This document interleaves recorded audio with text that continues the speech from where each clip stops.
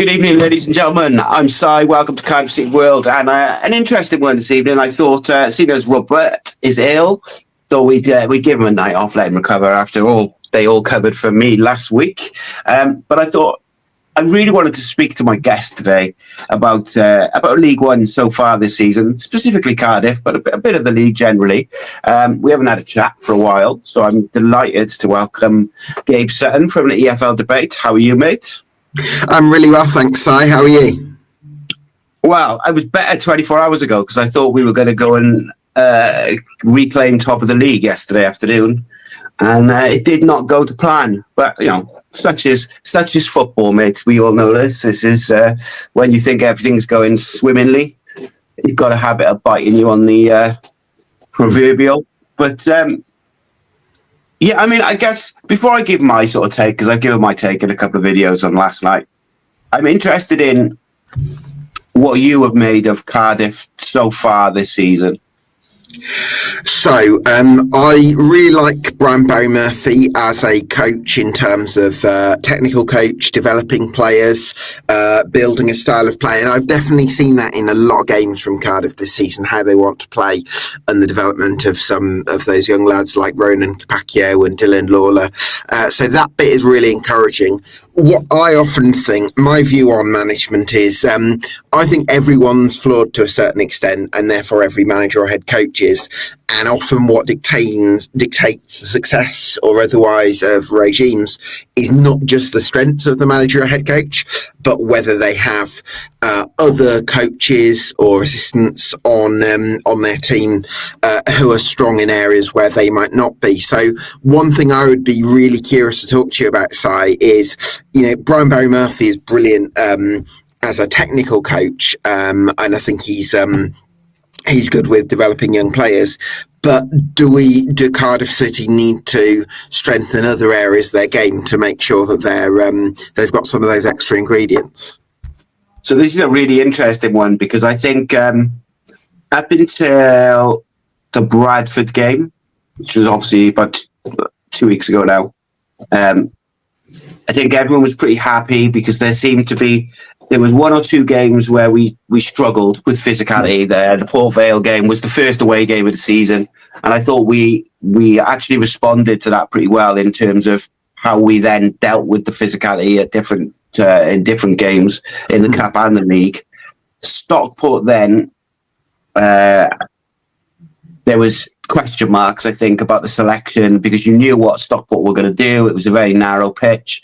And he kind of rested Dylan Lawlor and he rested Kpakio, and it was almost as if there was a bit of muddled thinking there, and he focused so much on the physical side of it that he forgot that what had actually made us deal with the physical side of things was just playing the ball really quick and moving teams around, so they became very tired. Now, after the Bradford game, which that was an off day. The Bradford game, Bradford came and did to us what we have done to teams all season, which is turn the ball over high up the pitch, move it really quickly, don't give teams any time to settle, and then be, super clinical when it came to it. Now, there was always going to be a question mark because Cardiff were unbeaten and we had a 100% home record and it was all rosy. There was always going to be a question mark. How will he respond? How will this young team respond when they lose? They lose to Bradford. They then go to Premier League Burnley, and I accept Burnley had 10 changes or whatever it was, but Cardiff absolutely dominated them. We were very good value for that victory, and it could have been a much more substantial victory, but for their goalkeeper and their goal came from a mistake. So I think the response was good. We then Wigan on Saturday, again away from home, we were excellent, and it could have been a cricket score after half an hour, to be honest. So there was that side of it. Yesterday was very slow. We did not take our chances. In the first sort of 30, 40 minutes, we had several clear-cut chances where you're just thinking, that's going to come back to bite you because Burton had a clear plan. 11 men behind the ball as quick as they could. And when I say as quick as they could, the second they lost the ball, they all just sprinted to get the men behind the ball. It was well drilled. they clearly came for a point with the hope they could nick something, from a long throw or something, and it worked for them. But look, far be it for me to criticise other clubs, but if I was a Burton fan, I would not enjoy watching that. They would. It was proper 1980s football, mate. It was interesting. But anyway, back to the question. I think Cardiff's main issue is, and this has certainly reared its head in sort of Cardiff circles over the last 24 hours, does the manager have a plan B if plan A is not working? And I don't know the answer yet, because yesterday our plan B was effectively Dylan Lawlor and Ruben playing on the halfway line, and we were kind of depending on them doing something magical, through the lines or playing like a worldy long ball to break down Burton. That was a little bit of a worry for me, because Dylan Lawlor's 19 and Ruben Colwell, really, you don't want him on the halfway line receiving the ball. You want him picking it up around the box. So that was a little bit of a concern. But, I mean, it is difficult when there's 11 men behind the ball and they're not looking to press. They're not looking to get out. They're just sitting there. But Yusuf Salech missed some big chances as well. Sure. But I want to talk to you about Yusuf a bit later. But, yeah, physicality, I think, is probably the big issue for us at the moment, and lack of pace still in the wide areas. I don't feel like we addressed that wide sort of. I think I said it to you before. We needed like an out-and-out pacey winger. Yeah, and I don't think we've addressed that yet. Sure. So I think my perspective on it is, I think you basically, I agree with you about pace. I think that's really important, even for possession-based teams. If you've got somebody who's stretching the lines, it becomes much easier for your ball players, because there's people creating space for them. So I think that's really important. I just wanted to, I did touch on this in my previous answer.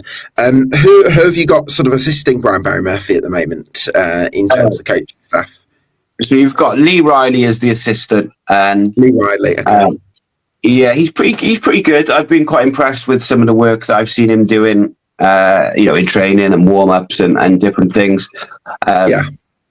Excuse me, sorry, and So I think what. Sorry, I want to hear the rest of that, but just to come in there, I think what Barry Murphy needs is kind of maybe a bit of a bad cop to his good cop, someone that's on board with what he wants to do, but someone who can just come at things from a slightly different angle. And maybe if Brian Barry Murphy's the arm around the shoulder and it's all about the process, I think he needs somebody who agrees with that in general, but in certain moments is like, no, I need more from you here, from certain players, and isn't afraid to maybe bark at them at certain moments, just so there's a kind of a refreshing impact that's a little bit different to the way that Brian Barry Murphy manages, just so you keep the standards high and you keep everyone tight and honest, because I think that's you need that balance. That's what I would say.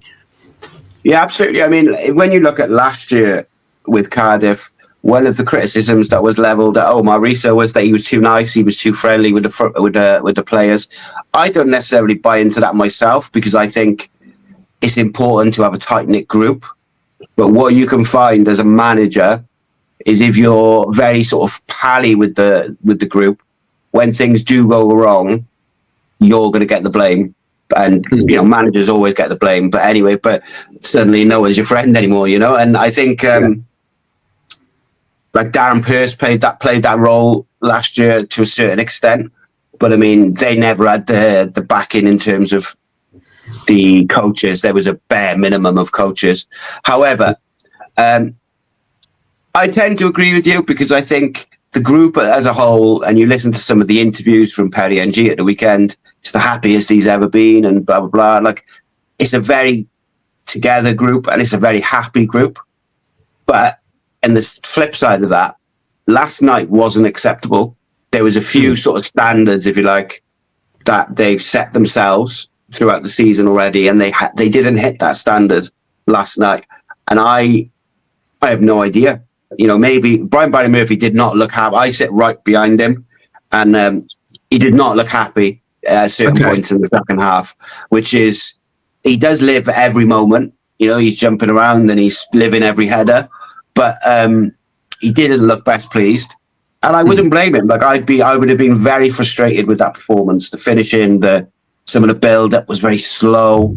Just as an example, so as I said, Burton put 11 men behind the ball. In the first half, a few times Cardiff turned the ball over in the transition around halfway, and they had 3 or 4 Burton players ahead of the play at that point. And then instead of sort of driving forward and trying to take advantage of the fact that, Cardiff had a few players out of position, we slowed it right down, went backwards, recycled the ball, and then those 3 or 4 players are back in position. They've got 11 men behind the ball. They're not pressing, and you're back to square one. And I think that's a mentality thing and an intensity thing and a will to want to go forward. And I think sometimes it's got to come from the players, because no matter how, the manager's coaching from the sideline, he's saying, you could hear him all the time. He's saying, press, move, play, whatever.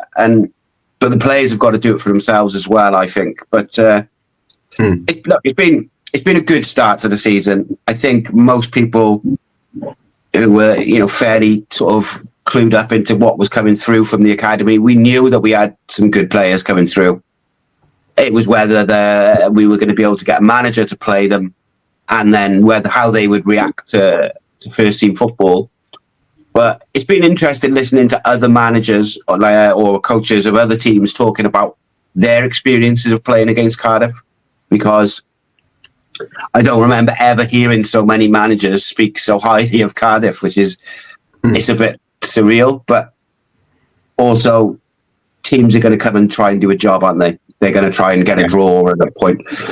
Well, I saw Burton Albion against Plymouth Argyle at the weekend, and the first 20 minutes Burton were on top, and they definitely had Plymouth Argyle pinned back. But then onwards, it was a really poor performance from them. So I was and you could see that they were 2 or 3 players short of what they'd wanted to go into the season with.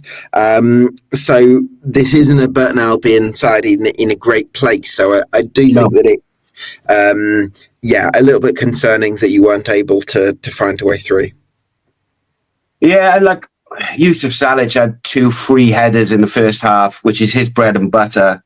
The first one went straight to the keeper. The second one, it's a bit more in the corner and the keeper saves it. But it's 2 headers that he should be scoring because they were completely unchallenged. And look, he's unfortunate. He has a goal disallowed, which was never a foul. But I think there's a bit of frustration there for him, because he gets his shirt ripped and he gets pulled about and wrestled for every single game. And, he sort of nudges a defender and he gets penalised. And you could see that it's kind of weighing heavily on him, like he's getting frustrated. But I think his movement could be a little bit better. His link-up play has been pretty good, but I think his movement could be a bit better sometimes to create the chances. And the example I would use is the movement he did on Saturday at Wigan to when he gets the penalty is exceptional, where he sort of goes in and then he goes around the back and gets brought down. And he did the same sort of movement where he feints to go in and then circles around yesterday, where he scores. I'd like to see a bit more from him, because I believe that generally he's probably too good for this level, but it's not good enough to have the ability. You've got to show it. And I think he's had a slower start than many expected. Who has impressed you in League One outside of Cardiff? Outside of Cardiff City, I think there's a few teams towards the top that sort of have surprised me a little bit. If you look at the top 6, we're 10 games in, aren't we, Si? And you would normally say 10 games in, that's a reasonable barometer for where teams are at now. I think we're a little bit further away from that, and it might be more like Christmas time where we get a sense of where things have levelled out at. But if four of the top six I would consider surprises. I mean, in terms of my predictions, I had Bradford 20th, I had Stevenage 17th, I had Lincoln maybe just outside the playoffs, or possibly around 9th or 10th, and I had AFC Wimbledon, I think 19th. So lots of teams that I was expecting to be three teams that I was expecting to be well inside the bottom half this season are actually in the top six. So, one might say shows what I know, but I think we've definitely seen a lot of surprises and teams that have done well on modest budgets. So, lots of surprises so far, I would say. Yeah, I've been pretty impressed. I've been impressed with Bradford. I thought, like I said, they came and did what we had done to a lot of teams this year, but I thought they were very good, and they got a good mixture of sort of young players and more experienced pros. I got to say, I like Stevenage. I like the way they go about their business and stuff. And it's interesting because Stevenage seem to have a habit of not losing. If they don't win, they do not lose. And that's a good habit to have. And I've noticed that in a lot of tight games, most recently against Leyton Orient, they just find a way to win. Which is obviously it's a great trait to have if you want to, try and get promoted and stuff like that. And at the start of the season, it felt like Cardiff were finding a way to win. Wimbledon away, who else was it in the same week? Luton away, just finding maybe difficult games, but finding a way to win. And even against Stockport, it was a frustrating game, but they just found a way to not lose the game. So they're gonna have to pick themselves up. I know a lot of people, including myself, felt that the response to the Bradford game was very good. We put a good performance in against Burnley, and then another good performance in at the weekend against Wigan. They've got to go and do that again. But on the other side of that,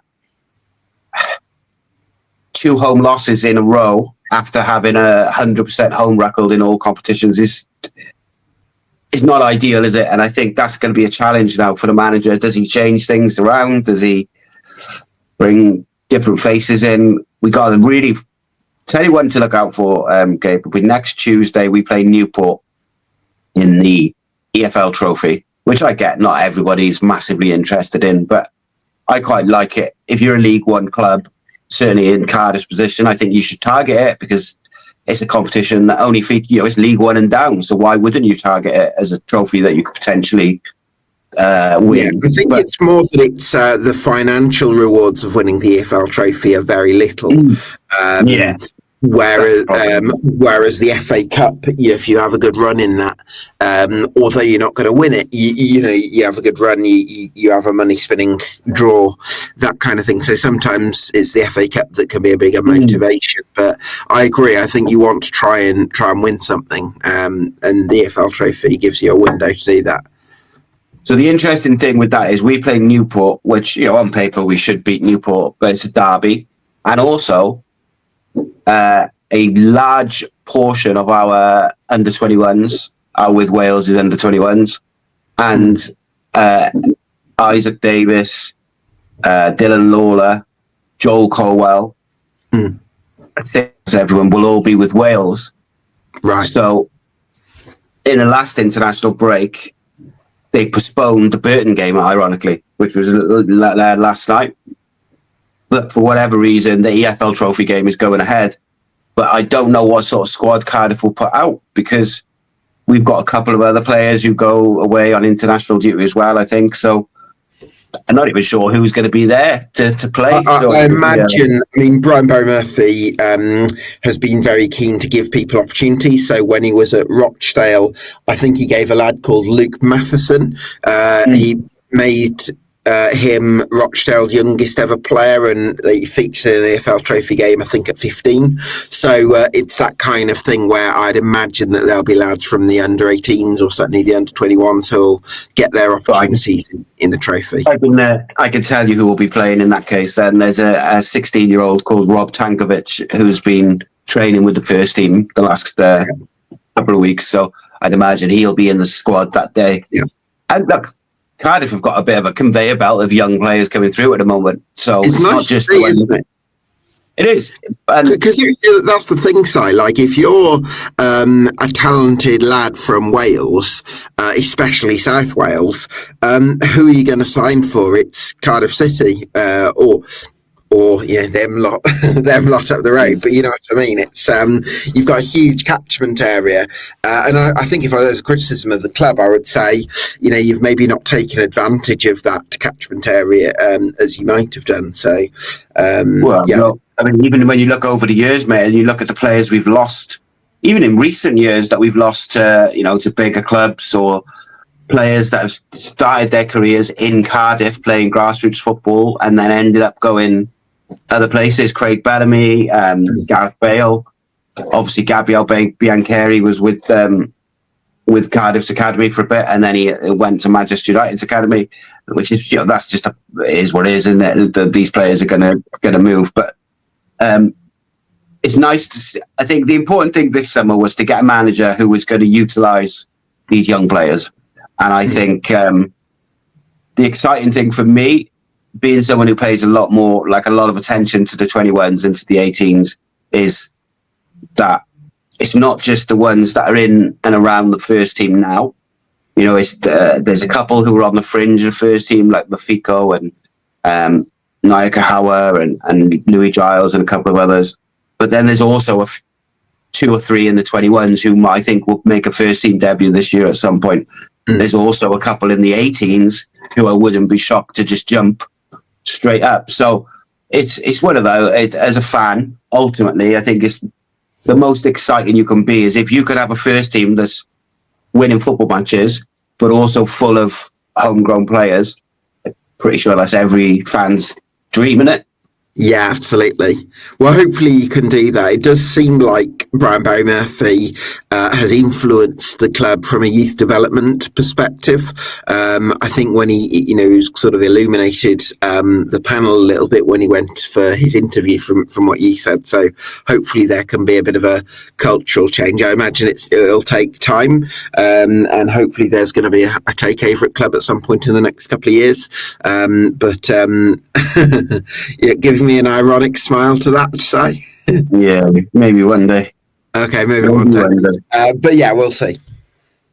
Yeah, I think, and lastly, I'll just say this, is it takes a brave manager, I think, to play these young players. It's one thing having them train with you or having them around the squad, but opening game of the season versus Peterborough, he played Matthew Turner in goal, who played a league minute ahead of Jack Alnwick. Jack Alnwick's nowhere near the squad at the moment.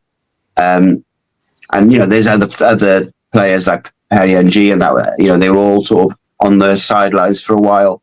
And I think it's not just playing these players, it's having the confidence to play them, to get them playing at the level that they've played.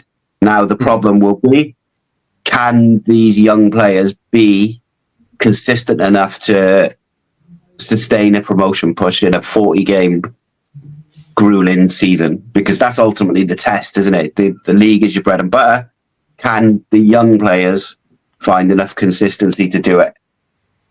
I guess we'll find out. But do you think Cardiff will be up there or thereabouts come the end of the season? Yeah, I think you'll be in the top 6. Yeah, I do. I like Brian Barry Murphy. I think he's a good coach. I think top 2 will be determined by whether you can find maybe those extra ingredients and whether there's enough. I mean, I look at Brian Barry Murphy and I think he likes to find, from what I can perceive from the outside, he likes to find the more complex solutions to problems, and I think that's great. I think he possibly needs somebody on the staff who looks for simpler solutions. And I think between them, that could be the way forward. So, but the short answer is yes. I think you'll finish in the top 6. Whether you find those extra ingredients in terms of and the right signings in January, I think that'll determine whether you make top 2 or not. Interesting stuff. Yeah, I think we'll be all right. I think from what I've seen already, and I think we will get better. Like, I still think it's quite early days for a lot of these players are in their first experience of men's football. So it's going to take a bit of time and a bit of ups and downs, but it doesn't make it any less frustrating watching a game like last night. It was like attack versus defence, mate. And look, fair play to Burton. I'm not criticising Burton for the way or their game plan, because we've done it over the years. You know, you go away and just, you know, you put just man the barracks and just hope for the best and try and nick something at the end. But it is frustrating, and it was just one of those. But you got to move on, and it's a big game suddenly on Saturday now, because that would have taken us top. But you know, we haven't got a game in hand anymore. Stevenage have got a game in hand, obviously. Now Cardiff have got to come back, and the games come thick and fast. And Leyton Orient is not an easy game. Yeah, Leyton Orient reached the player final last season. They've struggled a little bit more than they would have liked this year, mainly because they lost about 6 players who were really important for them last season. And while it looked on the face of things that their recruitment this summer was pretty good to sort of mitigate that, it also seems as though, you know, if you've got to replace so many players in one go, even if you've done well in the recruitment, that's still a difficult process. So it's been a tricky start to the season for Leyton Orient, for sure. Yeah, definitely. Just last question, Gabe. From the Leyton Orient team, which player would you say that we should look out for? Leyton Orient, I would say... I think Aaron Connolly has scored a few goals for them. I think he's a very capable striker, had a very high value about 5 years ago, and since then a combination of injuries and at the time 1 or 2 attitude bits and pieces have kind of held him back. But it does seem like he's got his head and body in the right place at Leyton Orient, and is possibly on his way back up. And I also quite like Charlie Wellens as well, who came through at Manchester United, so I think he could be one to watch. So I would say Aaron Connolly and Charlie Wellens. Thank you very much. I like Josh Koroma as well, just to add to that. But yeah, they got a couple of players, and I think it's important that Cardiff react now to that, to yesterday's disappointment. But Gabe, thank you so much for coming on, mate. I really appreciate it. It's always a pleasure to talk football with you, mate. And I'm sure we'll have another chat soon, no doubt. But you take care, mate. Yeah, thanks for having me. How we doing, fellas? Up the Stags.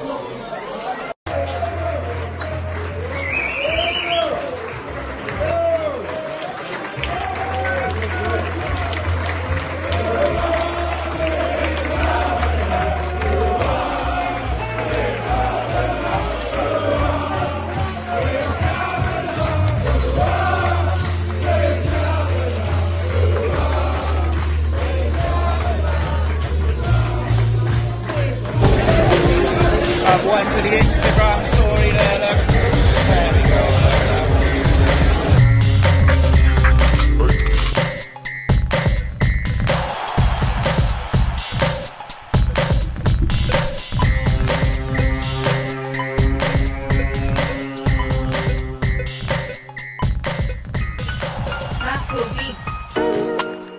For your Caesar, Cardiff City, ride with me for your Caesar.